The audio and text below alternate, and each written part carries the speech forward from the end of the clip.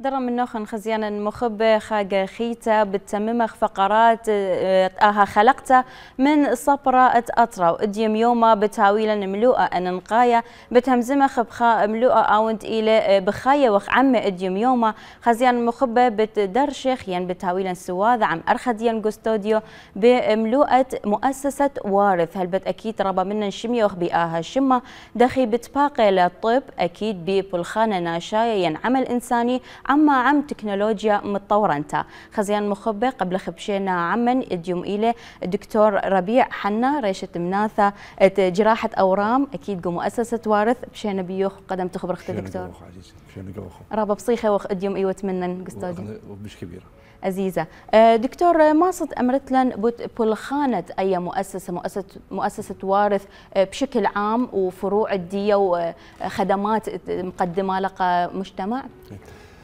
مؤسسة وارث بنيلة الأساس لأنه المريض ديله بعراق دكاتره سرطان سواء رابا أو زورا العناية قاوي حكاية متفرقة يعني كيزي جايب خرج جراح وبعدين كيزي بغير مدينة خلنا معالج كيميائي وهكذا فبقى فكرة بأنه كون مؤسسة داو كل من دي بغض بناية قاعد إنجليزي قالوا له integrated cancer center فبقوا مؤسسة وارث اللي ده مجمعنا كبيرة أخصائيين من داخل البلد ومن خارج البلد من عراقيين دواء موجودين براي ودرجة عليه من إخواننا الدين من أردن من يمن من مصر من لبنان فكلهم مجتمعنا بمختلف اختصاصات حتى تبانوا خصرح كلش عظيم تخادم كل افراد المجتمع. صحيح اخني يغدها بكربلاء بس لو خزي يعني كل محافظه كانت لها مريض شكيره لا من كل الاصناف والاجناس شكيره لا. اكيد. والخدمه دي يكون قدومها ليله بس خدمه بسيطه لا لانه الخبره دي ما تاخذ اخني من براي يعني انا بقي يعني وانا 24 سنه بامريكا ورجع لي الله شنو دار رجع لي العراق الحمد لله وانت كبيره من الخوراني رجع لي يبغى مقدم خدمه بجوده كلش عاليه الحمد لله وكل من دي كبار عنايه يقاود مريض مو بقرار شخصي يعني ما قصدا كنت كاتله لي انا مريض قد مريض خازنه انا كنت مريض من كل امورات دي اي اليه ما صح امرخ اليه علاج مثلا او وضع خطه العلاج نعم ادي علاج مقترحنه انا اتنا لجنه خاصه من عده اختصاصات كمري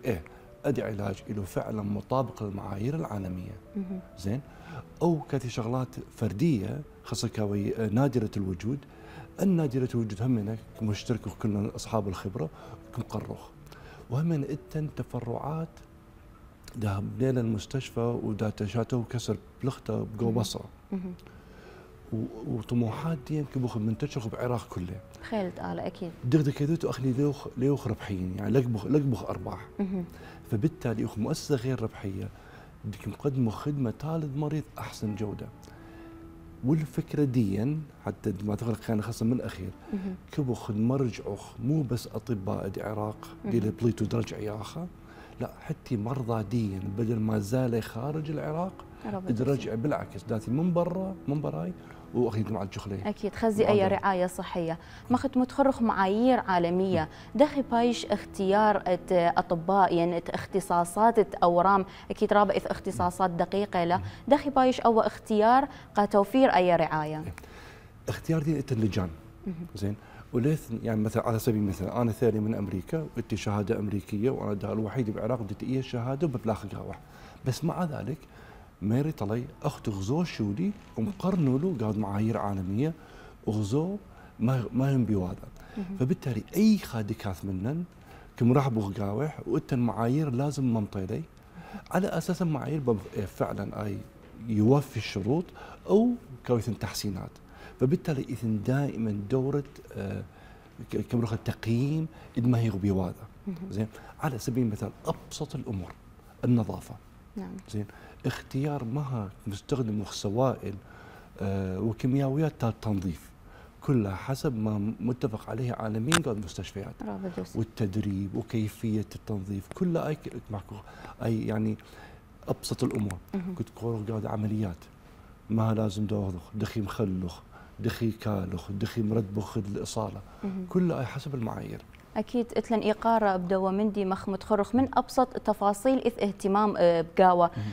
مخ متخرخ مؤسسة غير ربحية مصدها مزمتلن الجانب إنساني ناشاية من أي مؤسسة توارث؟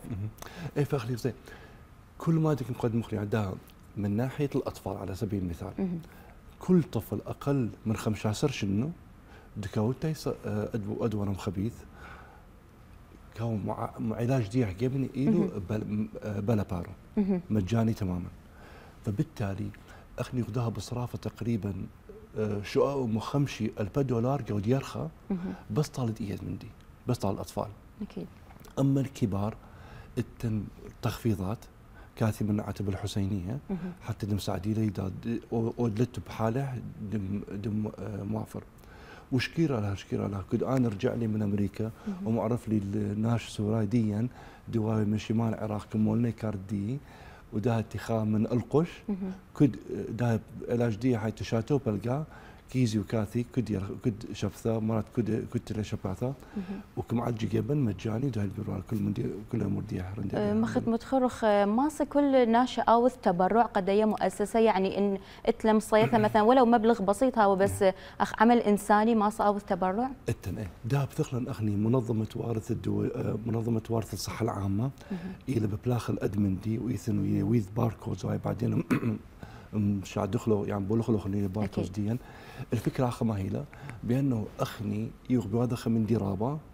وكبخ ناش دودي مخواثن ان شاء الله وكبخ ناش مشاركين بيد مندي يعني دائما اجباري قد ناشا يا ريت انا داويبي اتبيشن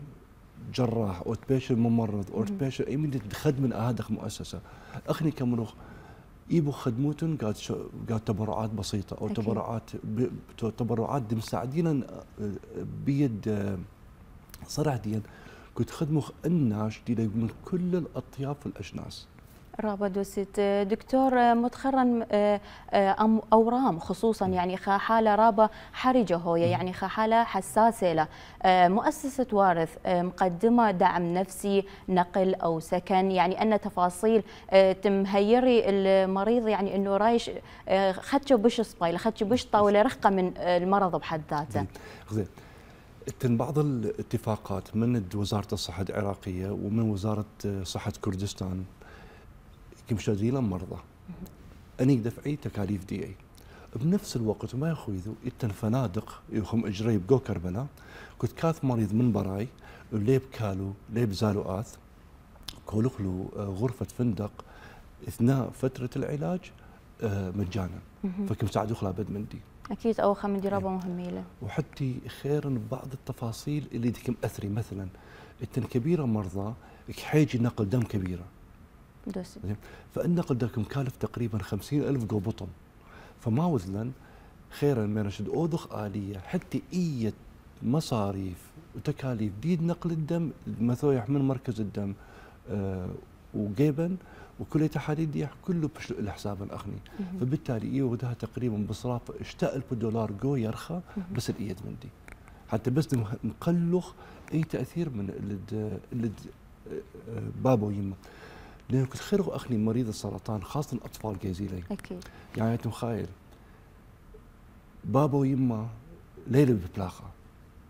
فولي بدراية بلاي كل ليلة الطفل فبالتالي حتى الدخل ديك مقلل طبعا فأخني ما قد إيبن إيوخم صعود من ناحية السكن داخل كربلاء حتى بس عينوخ ما قد إيبن أكيد همش طلبخ مريا بارخ أو بالخانة همزمخ بجزودة ما بعد العمليات ما بعد العلاج الكيميائي شو أمرخ ما بعد التشافي حتى مودي لإجراءات مريض التن كلها سبل ديد متابعة سواء كان متابعة جو مفراس سي تي سكان أو رنين MRI أو بيت سكان كلها أي التن موجودة جيبا بحيث كمرد بخلة التن نظام تتابعي معين زين وحتى أو مرضى اللي بيأتي مثلا اذا دتي مريضه جو موصل وكم خبري لي يابا دكتور اخنا خلصنا علاج ديا كم بغدو متابعه اذا داتي من موصل هل كربلاء كم كلفه لي وارخى رخقه اكيد فاخي ما يخويذو التن علاقات من الدكاتره ديي يابا دكتوره او يا مريض وذو واد مفراس مغزول طال طبيب ديو ختامه ومغزول طالي وكمحكو جو تليفون برسائل. يعني تواصل كتخة من دوكا دية من محافظة دية ما صعود متابعة. حتى ما هذا مقلخ اتزحمت نقل، لان كيف النقل من مختلف محافظات مختلف. رابد ست ماسخ أمرخ إث شراكات مثلا من غير مؤسسات ما عدا دكاترة متخرخ قبض متابعة؟ التندها تنقدموها الشراكات قود مساهمة والشراكات قود التفاعل العلمي. التفاعل العلمي دا يغبى بداية متفقوا مع بعض المؤسسات الداخلية أو دي لخارج البلد، سواء كان بأمريكا أو أوروبا أو شرق آسيا، متفق بعض الشغلات العلمية. على سبيل المثال تم برنامج الكشف المبكر عن سرطان الرئة، إله مجاني طالب مريض، بنفس الوقت كلها معلومات ديكم جمع لي من المرضى ديك خازو قوي سرطان او لا خازو قوي سرطان يخو بيودي تحليل بالتعاون مع جامعة ليفربول جو بريطانيا. التن عالم دكتور احمد الخفاجي عراقي قبال اختامه فكيزو لكاثو حتى كبو خازو ما هي التاثيرات البيئيه وغير التاثيرات العراقيه للفرد العراقي. فهي خام البرامج التعاونيه بيناتنا بينين. اما التعاون من ناحيه المساهمه الماليه التن تجار موجودين داخل كربلاء وقسم مني خارج كربلاء الدهري وبدايه بما اخني بوضخ مساعده من نوخو او قوقو يرخى. أكيد خمدي رغبة سوداني للدكتور ما صد أمرتلن الخدمات تبيشي مقروة عوائل الشهداء أكيد جرحى ما صخ أمرخ وافدين لعراقاية. التن برامج عدة دك مساعدة أوناش دي لميلو قال ظروف صعبة. يعني دخدمير أخني أطفال دون 15 دون 15 كلها مجاني. التن برامج جديد علاج مثلا عوائل الشهداء، عوائل مثلا جرحى الحرب كلها عدة مرضى كل خلي علاج مجاني تماما سوى دوية عملية. يعني أنا كذا عملية إيون ويذا ديك مكلفة تقريبا 4000 دولار مجانا طالب مريض. ومو بس أنا كل جماعة دي سواء جراحين سواء دي بلاقات الطب النووي او العلاج الكيميائي او كل بلاخه وما شكيره لها تخدموا خد مريض. فانت عده اتفاقات من اني مؤسسات بنفس الوقت ياخذ برخاش مثلا اتفاق مع وزاره الداخليه شروط معينه باثي جيبن علاج مجاني، ودي علاج المجاني ليله اقل جوده من اي علاج اخر. بالعكس انا كيف كنت كاثيري مريض علاج مجاني لانه فعلا يعني انا وديلي بلاخه مني كل جراحين وكل اطباء كوتن لذة عطاء مشكيره لها وايخه مندي يعني كدوخه زور وقاوت كليه الطب بس كبوخه معها دوذخوا عطاء بدون مقابل وشكيره يس يلي بدفع عن راتب بس بنفس الوقت يبغى عطاء خمندي ليلي خزي حقم دخ.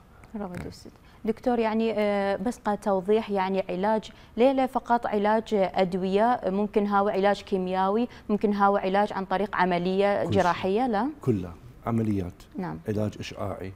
علاج تداخلي. شنو قصدي ما هي قصدي تداخلي؟ إذا عندي قارئ الأشعة التداخلية interventional radiology أو كوري قاعد وريد كيز الدكتور معينة كماخيلة كيميائي أو كوذيلة انسداد حتى التفاصيل التن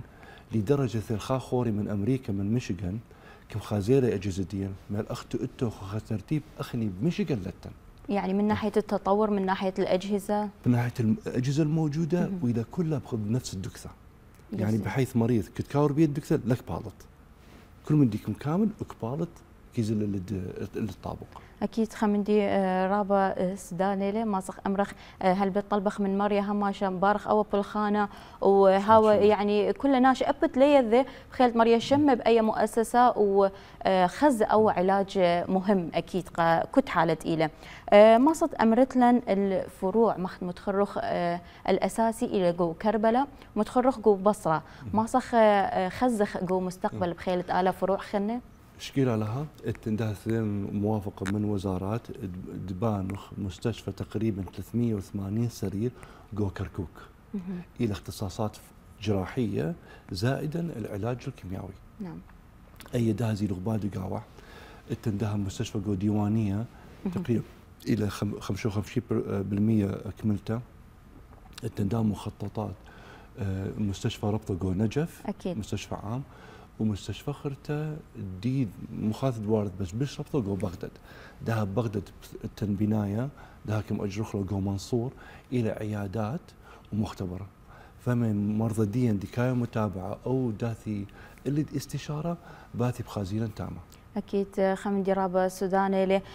دكتور ماصد أمرت لنا الإحصائيات مثلا نسب النجاح خمدي رابا مهمي له وأكيد مهمي لقى كنت مريض خز أو مندي بل كنت قملة آثة المؤسسة يعني أوذ خا دراسة أوذ خا مشورة بلكي شاقلة من نشواثة من خزمانة ماصد همز مثلا الموضوع إحصائيات. أخي كنت كم بقري ناش نسبة النجاح دائما كبغ دمرخ ما هي له معنات على نسبة النجاح. أنا أخي دكم أعرف أخلا كجراحين كم رخ نسبة النجاح هو هل نجح لي أذن ما هديون مخطط إلا مثلا على بعض مثال كلش بسيط وارد مرمن رحم وعقد لنفاوية نعم إيبي مرمنا لو لا نسب النجاح دي جيبا إلى أكثر من 93 إلى 94%. ما شاء الله. يعني أودك مخطط لا كبارو أدني قيد أوقع عالي لأنه قم منه يروير قاود كشف من اللجنة كم كشف كل من دي أبو الأشعة خاير قاود مفراس أبو الكيميائي خاير قاود مستفد من عملية ولا لا الجراح قاود رأيت خلنا جراح فكباري نقاشات. أي كل قم لما تي خطة العملية أو خطة العلاج صحيح؟ أي التن 5 اجتماعات جو أسبوع كنت خا ساعة برقح لدأت موضوع. ما شاء الله. كنت خا المختص بخمندي. خمندي رابا سوداني لو طلبة خمنتيتا مخت متخرن دكتور ربيع بيخا كلمة أو رسالة بموضوع أي مؤسسة ومودي لأمنيات الديوخ بخالة مريا قد أي مؤسسة. المندي ديوخ بواضح إلو رابا وكبخ مشاركة كل عراق منن سواء إلى ناس مختصين أو غير مختصين. المشاركات على عدة أنواع دخل كيذوخ وكبخ دعاة كل ناش تاز أدمندي لأنه بصراحة أنا يوم بليخ بأمريكا بكذا مؤسسة بأمريكا اليوم خزية أي مؤسسة وثتا ومقدوم رعاية ومن كل لبا وبدون مقابل مادي دخدي ببراية جيبن. فبالتالي اللي يعني كبخ من كل ناش دي داخل العراق خارج العراق خير دخي إيبي مساعدي حتى لو بمساهمات بسيطة وإن شاء الله وجود دين باو أكبر جو عراق وأخني الهدف ديا بأنه كبخ داوتن تقريبا فوق 5,000 سرير متوزع على كل العراق مختلف الاختصاصات. يعني إيه على سبيل المثال ده جو شهر الحزيران مؤتمر جو لندن تريومو كلها اطباء واختصاصيين عراقيين دي خارج العراق. الفكره دي احمهيلا كبغد مغزوخ لي اخي ما يغبي واذا وما كبغد اوذخ حتى دمرخ لي هي يرجعوا البلد دي ياخو دي مساعد لاخو. شكيرا ده تم الخصوالي اجتماع من جماعة كلدان أطباء وممرضين ومنظمة جو ميشيغان شمح كاب كالدين أمريكان أسوسيشن فور هيلث بروفيشنالز إثواري اجتماع منا بأربل وبعدين ممثل دي ثلقي بالكربلاء وكلش بصخلة ما هي بواذا وكبي مالي أخني كبغ داوخ من نوخو حتى نساعده بش كبير. بخيلة آلا ماريا بارخ أن بولخان الديوخان ومخت متخرن بخيلة ماريا هاو كل خزيانة رقة من كل مرة إن خامن درابة مهمة له آزي الدوكا متخصصة آزي الخادوكا مقدم له كل أي رعاية بشكل متكامل أكيد إتلن إيقارة ببولخانوخن وبسيمة رابة ويتوخ منن دكتور ربيع حنا إتلن إيقارة بيوخ بسيمة رابة. على شوق